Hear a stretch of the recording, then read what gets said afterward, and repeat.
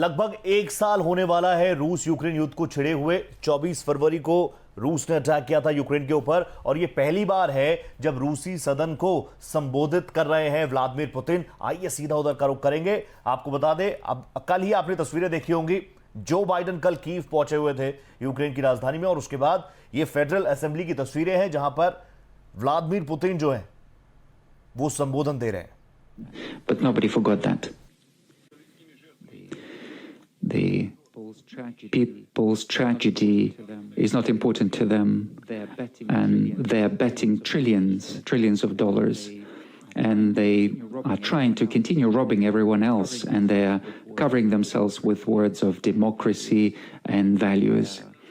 They're trying to label other countries and publicly insult them, and they are creating that image of enemy within their own countries in order to divert attention from corruption scandals within their own countries. They are diverting attention from the growing social economic problems.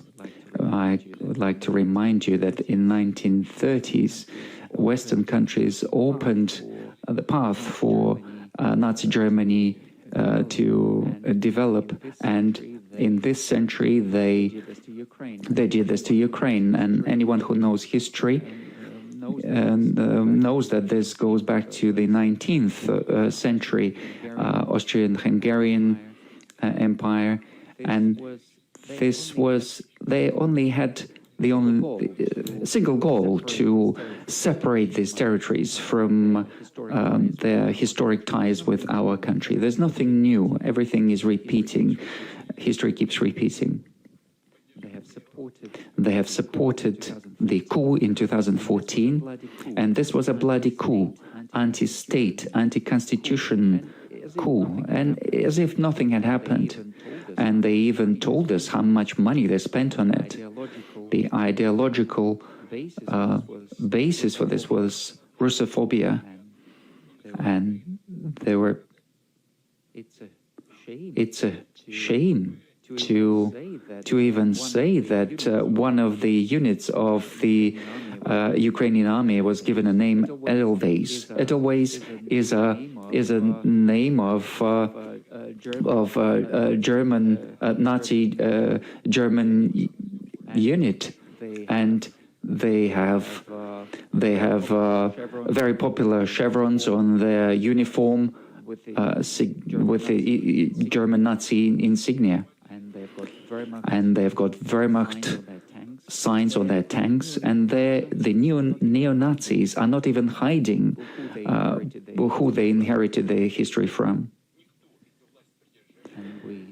And we see that those in power choose to close their eyes on this. Why? Because they don't give a damn. Because they are trying to fight us. They're trying to fight Russia. And that means they want to use anything. They want to use everyone. Terrorists, Nazis, even devil himself. To use it as weapon against Russia. The project anti-Russia is a revanchist policy against our country. Back in the 30s of last century and today, it's the same idea, to direct aggression to the east, to start the war in Europe using other people's tools.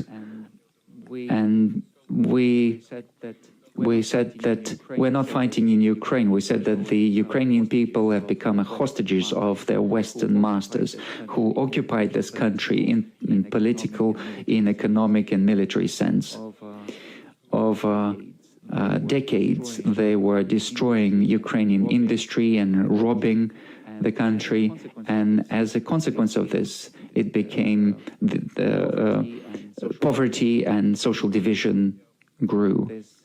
And this was the material for the military actions. And of course, they turn these people into cannon fodder. And this is a sad reality, but it's a fact. The responsibility for starting the conflict, for growing number of victims, lies totally with the West and with Kiev regime, for whom Ukrainian people are not their own, effectively. This regime is not serving their national interests. They're serving interests of foreign powers. The Ukraine is now like a training ground for them. I'm not going to talk about the plans of Western powers to increase military aid. Everyone knows about this. But one thing is very clear to everyone. The greater the range of these systems, the further away we will be forced to move the threat from our borders. The elites of the West are not hiding their goals. They are, as they say, trying to inflict a strategic defeat on Russia. What does that mean to us? That means they want to end with Russia. They want to turn a local conflict into a phase of global conflict. This is how we understand this. And we will react in an appropriate way. Because in this case, we're talking about existence of our country. They also have to take into account that it is impossible to defeat Russia on the battlefield. So they increase their information attacks, and of course, they are targeting our young generation, and of course, they keep lying here. They are twisting historic facts. They are going against our culture, against our religious organizations. Look at what they've done to their own people. They're destroying family, national identity. They are abusing their children.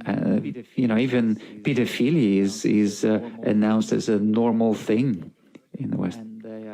And they're recognizing same-sex marriages. That's fine. They're adults. They've got the right to live their life. And we're very tolerant about this in Russia. Nobody is trying to enter private lives of people, and we're not going to do this. However, we need to tell them, but look at the scriptures of any religion in the world. Everything is said in there. And one of the things is that family is a union of a man and a woman.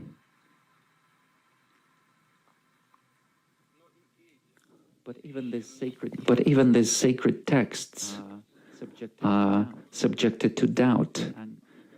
And Anglican Church is